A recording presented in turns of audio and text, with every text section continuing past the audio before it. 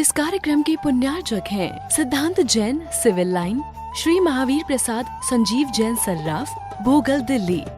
दीपक Shweta Samyak Jain, Mayur Vihar 2, Delhi. Shrimati Shrimala Narendra Bahadur Jain, green park, Delhi. गुप्तदान BD estate, Delhi. Ajit Prasad Vaibhav Jain, Rajpur road, Delhi.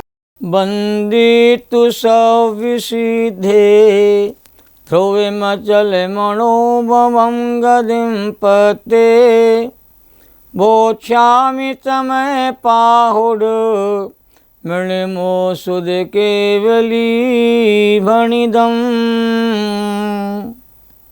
आचार्य कुंदकुंद देव को, उनके टीकाकारों को नमन और वंदन। तीन लोक के सभी जीवात्माओं के शुद्ध चेतन स्वरूप को नमन और वंदन। समयसार ग्रंथादि राज की विशेष चर्चा आत्म कल्याण करने के प्रयोजन से की जा रही है। स्तुति का प्रसंग यहाँ पर चल रहा है और स्तुति का प्रसंग आचार्य देव ने नए विवक्षा के माध्यम से समझाने का प्रयास किया है। स्तुति दो प्रकार की होती है, निश्चय स्तुति और व्यवहार स्तुति। आज 30 नंबर की गाथा आज प्रारंभ होने वाली है।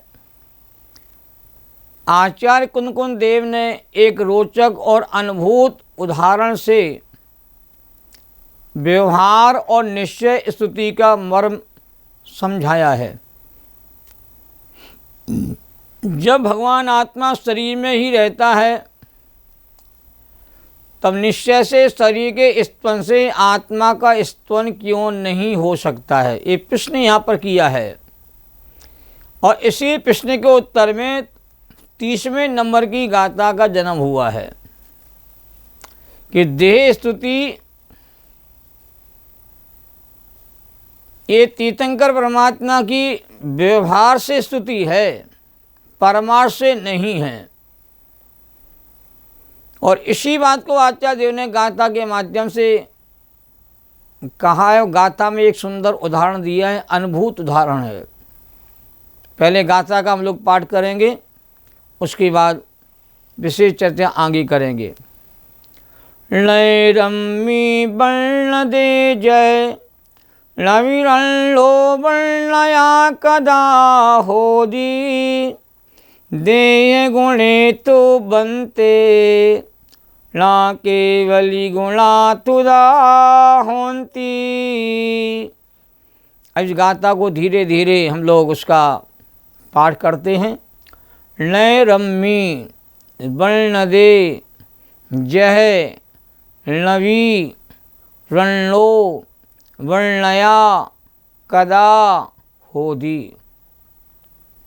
देह गुणे थु बनते ना केवली गुणा थुदा होंती। इसी को एक साथ फिर से पढ़ते हैं। नय रम्मी वर्ण दे जय नवीरणो वर्णया कदा होदी देह गुणे तु बनते ना केवली गुणा तुदा होंती। गाथाओं का मूल पाठ करने पर ऐसा लगता है जैसे हम आचार्य के बिल्कुल नज़दीक पहुंच गए हैं। ऐसा सुखद अनुभव सब जीवों को होना चाहिए। हिंदी का अनुवाद है।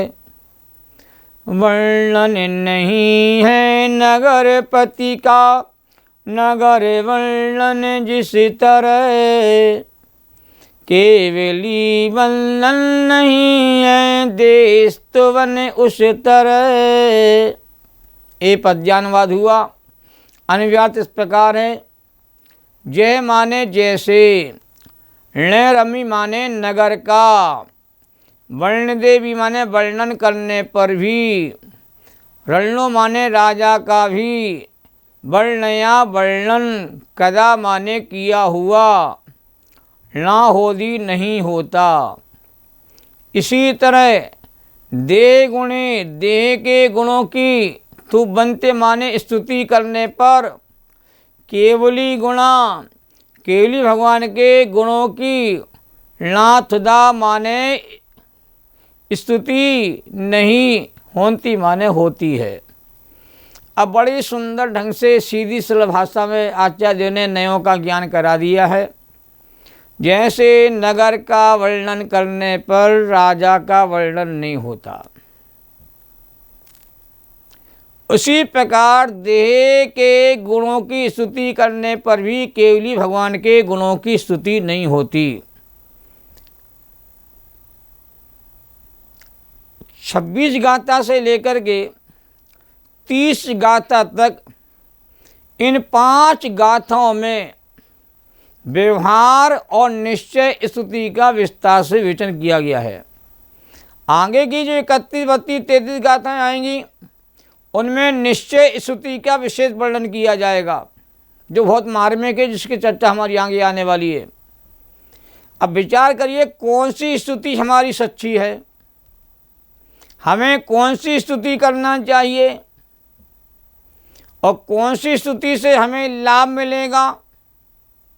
व्यवहार स्तुति से हमें लाभ मिलेगा या निश्चय वाली स्तुति से हमें लाभ मिलेगा। क्या हमें अपने आत्मा की स्तुति नहीं करना चाहिए, क्योंकि हम आत्मा हैं तो आत्मा का गुणगान करो, आत्मा की स्तुति करो, आत्मा ज्ञान ध्यान लगाओ। क्या व्यवहार स्तुति नहीं करेंगे तो क्या हमें लाभ नहीं मिलेगा। ये बहुत महत्वपूर्ण प्रश्न हैं जिनकी चर्चा हमें करना बहुत जरूरी है। ये प्रश्न कहते आपके भीतर उठना चाहिए। तो कौन सी स्तुति करें, तो आचार्य ने कह तो दिया कि व्यवहार की स्तुति भी जरूरी है और परमात्मा की स्तुति उससे ज़्यादा जरूरी है। कोई व्यवहार की स्तुति को ही परमात्मा की सच्ची स्तुति मान लेगा तो वह परमात्मा के असली स्वरूप को नहीं पहचान पाएगा। न परमात्मा की कहते हैं हमें पहचान हो पाएगी। कि व्यवहार की स्तुति होती जरूर है, पर उससे महत्वपूर्ण आपको परमार्थ की स्तुति को समझना भी जरूरी है। भाई राजा नगर में रहता है तो नगर का वर्णन भी होगा, पर नगर का वर्णन राजा का वर्णन नहीं हो सकता। तो केवल भगवान शरीर के भीतर रहते हैं। हमारे तीर्थंकर परमात्मा हरण भगवान है, वो परम ओझा शरीर में रहते हैं। तो परम ओझा शरीर की सुंदरता का, उसके रंग रूप का, उसकी ऊंचाई आदि का, उसकी दिव्यता का, भव्यता का वर्णन भी आगम में आएगा और आगम में आया भी है। परंतु हमें विचार करना है, ये बाहर का ज्ञान है, ज्ञान तो हमें अंदर से करने की आवश्यकता है। बाहर का ज्ञान तो सबको हो जाता है, क्योंकि आत्मा किसी को देखने में नहीं आती है, शरीर सबको देखने में आता है। तो शरीर के माध्यम से परमात्मा को जानना बहुत आसान होता है। पर जो विवेकी जीव होते हैं, वो विवेकी जन कहते परमार्थ से परमात्मा की पहचान किए बिना रहते नहीं हैं। असली भक्ति परमार्थ के जानने पर होती है। यहाँ इस गाथा के भाव को समझना बहुत जरूरी है। हमने पहले 12वें गाथा की टीका में, 12वें नंबर की गाथा की टीका में आचार्य अमरचंद देव ने एक बहुत महत्वपूर्ण वहाँ पर गाथा उद्धृत की थी। मैं उसको पुनः आज याद करना चाहता हूँ।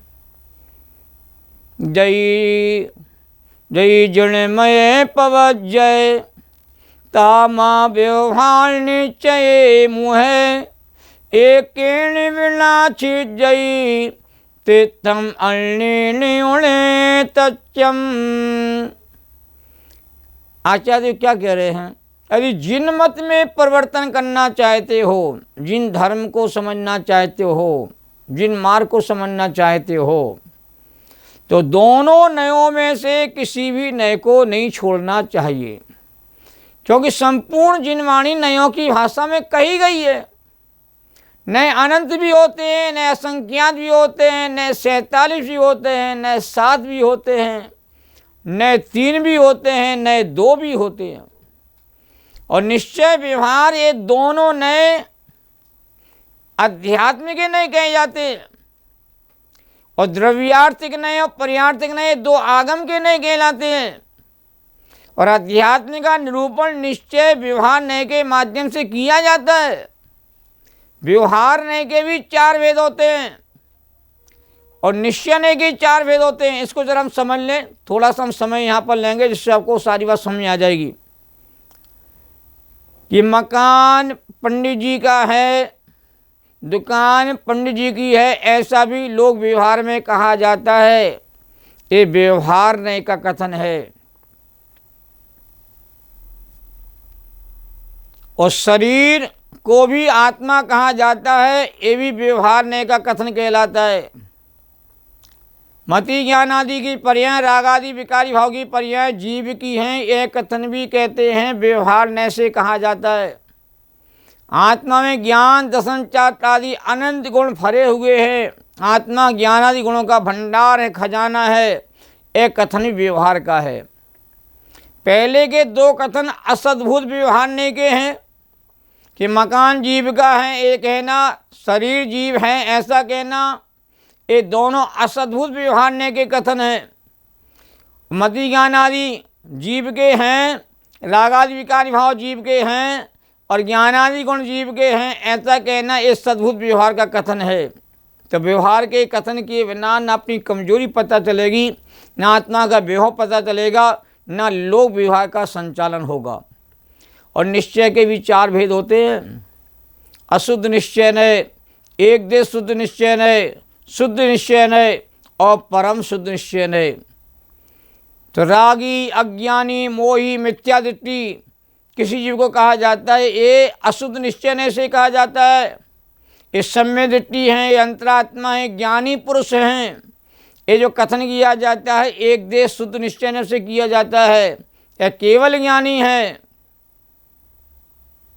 ये जो कथन किया जाता है ये केवली भगवान है, ये कथन किया जाता है शुद्ध निश्चय से, जिनकी वीतराग सर्वता की अवस्था प्रकट हो जाती है। और ये ज्ञायक स्वभावी हैं, चेतन स्वरूपी हैं, सहजानंदमयी हैं, परमानंदमयी हैं, निजानंदमयी हैं, ऐसा जो कथन किया जाता है परम शुद्ध निश्चय ने से। तो आगम में कहीं परम शुद्ध निश्चय ने को शुद्ध निश्चय ने भी कहते कहा जाता है। तो आपको समझना होगा कि आगम में निश्चय व्यवहार दोनों नयों के माध्यम से निरूपण किया गया है। बिना नयों के कहते आगम की बात कहते कहीं ही नहीं जा सकती है। तो आचार्य ने गाथा में क्या कहा, यदि व्यवहार ने को छोड़ दोगे तो तीर्थ का लोप हो जाएगा, उपदेश की पद्धति कहते समाप्त हो जाएगी। और निश्चय ने को छोड़ दोगे तो तत्व का लोप हो जाएगा। अतः हम ना व्यवहार को छोड़ सकते ना परमार्थ को छोड़ सकते। एक को छोड़ते तीर्थ का लोप होता है और दूसरे को छोड़ते हैं तत्व का लोप होता है। तीर्थ माने उपदेश की परंपरा खत्म हो जाएगी, जिन मंदिर आदि की परंपराएं खत्म हो जाएंगी, शास्त्र लेखन की परंपरा समाप्त हो जाएंगी, शास्त्र पढ़ने वाली अवस्थाएं खत्म हो जाएंगी, स्वाध्याय की परंपरा समाप्त हो जाएंगी, इसका नाम तीर्थ कहलाता है। और शुद्धात्मा को नहीं जानेंगे, नहीं पहचानेंगे तो मोह का क्षय नहीं होगा, कोई अंतरात्मा परमात्मा नहीं बनेगा। इसलिए तत्व को भी पहचानना है, वस्तु के स्वरूप को जानना पहचानना है। जब तक साधु की सिद्धि नहीं होती है तब तक हमें तीर्थ भी चाहिए और हमें तत्व की उपलब्धि भी चाहिए। अद्भुत समन्वय कहते हैं इस गाथा में स्थापित किया गया है। एक निमित्त है और एक उपादान है। तीर्थ की परंपरा का ज्ञान कराया वह तो निमित्त का कथन हुआ, और तत्व की प्राप्ति का मार्ग दिखाया ये उपादान का कथन हुआ।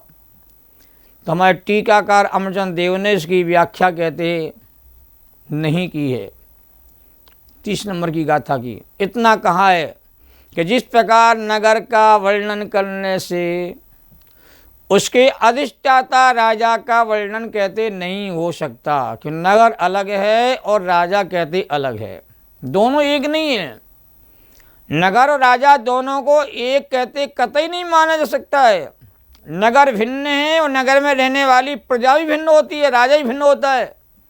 भले ही नगर की सुरक्षा का दायित्व, नगर की व्यवस्था का सारा दायित्व जो है राजा के कंधों पर होता है, पर नगर और राजा दोनों एक नहीं हो सकते, क्योंकि राजा कोट खाई बाग वाला कहते नहीं होता है। नगर का वर्णन बहुत प्रकार से किया जा सकता है। उसी तरह शरीर की स्तुति करने से उसके अधिष्ठाता तीर्थंकर भगवान की स्तुति नहीं हो सकती। ये भी कहते हैं आचार्य कह रहे, भले शरीर में आत्मा रहता, तीर्थम भगवान परम औदक शरीर में रहते, फिर भी शरीर की महिमा गाने से परमात्मा की महिमा कहते हैं नहीं गाई जा सकती है। व्यवहार की स्थापना करके ही परमात्मा की सिद्धि होती है। ये बहुत बड़ा सूत्र है जिसको समझना हमें ज़रूरी है। व्यवहार की स्थापना नहीं करेंगे तो व्यवहार का निषेध भी नहीं होगा। व्यवहार स्थापना योग्य है और व्यवहार न अनुसरण करने योग्य नहीं। ये बात 8वें नंबर की गाथा में कही थी। तो परमार्थ की सिद्धि करने के लिए व्यवहार की स्थापना भी होती है, नगर का वर्णन भी करना है। नगर का राजा को अधिपति कौन है? राजा है। तो नगर के वर्णन की आवश्यकता भी है और नगर का राजा कौन है बताना भी जरूरी है। तो व्यवहार का सर्वथा निषेध करके परमार्थ की सिद्धि नहीं होती है। व्यवहार की स्थापना करके ही परमार्थ की सिद्धि हो सकती है। ये भी आगम का मूल मंत्र है, इसको समझना चाहिए। व्यवहार न कहते सर्वथा हे नहीं है, निषेध योग नहीं है। व्यवहार का निषेध करेंगे आपकी जीवन की सारी गतिविधियाँ कहते आपकी ठप हो जाएगी।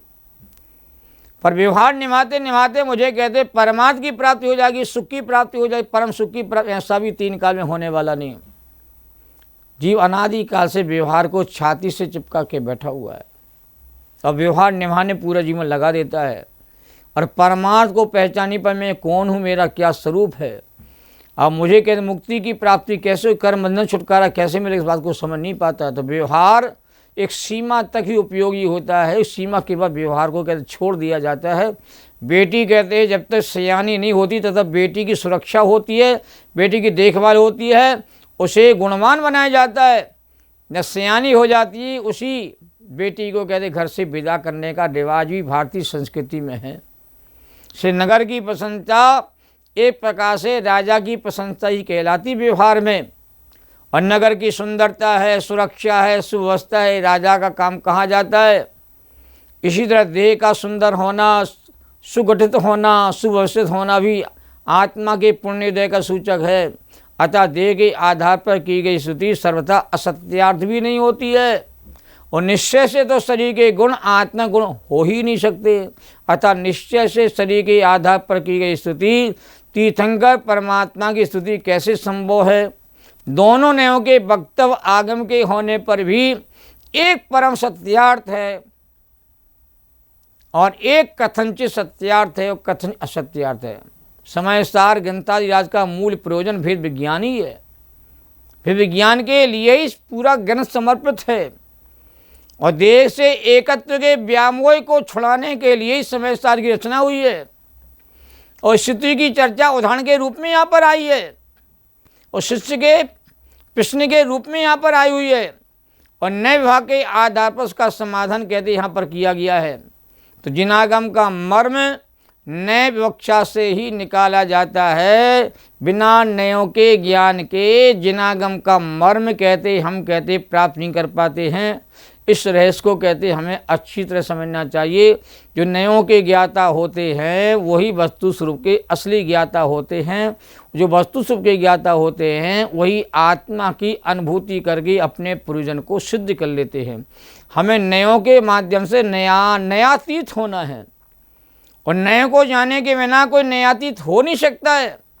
तो वस्तु स्वरूप के अनुभवी होने के लिए हमें आत्मा की अनुभूति के लिए नयों का भी ज्ञान जरूरी है और नए से वस्तु अवस्था का अंतरंग और बहिरंग दोनों प्रकार का स्वरूप पता चल जाता है। ये नए की विशेषता है, इसी विशेषता को हम लोग समझें। आगे हमारा बहुत महत्वपूर्ण विषय प्रारंभ होने वाला है। अब हम जिनवाणी की स्तुति करेंगे। जावाणी के ज्ञान ते सूझे लोकालोक, सो वाणी मस्तक नमो सदा देती हूँ धो। द्वासांग जिनवाणी माता की जय। सहजानंदी शोध स्वरूपी अविनाशी में आत्मस्वरूप, देह मरे पर मैं नहीं मरता, देह मरे पर मैं नहीं मरता, अजर अमर में आत्मस्वरूप, अजर अमर में आत्मस्वरूप। ऐसी धुन हमारे भीतर के निरंतर बनी रहना चाहिए, तभी समय सार का मर्म हम इस भाव में ग्रहण कर पाएंगे। सभी को सादर जय जिनेंद्र। इस कार्यक्रम के पुण्यार्जक थे गुप्तदान विश्वास नगर दिल्ली, विकास स्वाति जैन ग्रेटर कैलाश 3 दिल्ली, स्वर्गीय उमा जैन की स्मृति में doctor VP Jain America, Savita Sagar Jain Rishabh Vihar, गुप्तदान प्रीत विहार दिल्ली, इंजीनियर अनिल जैन अर्चित जैन श्याम एनक्लेव दिल्ली, श्रीमती मंजू विनोद जैन गुड़गांव।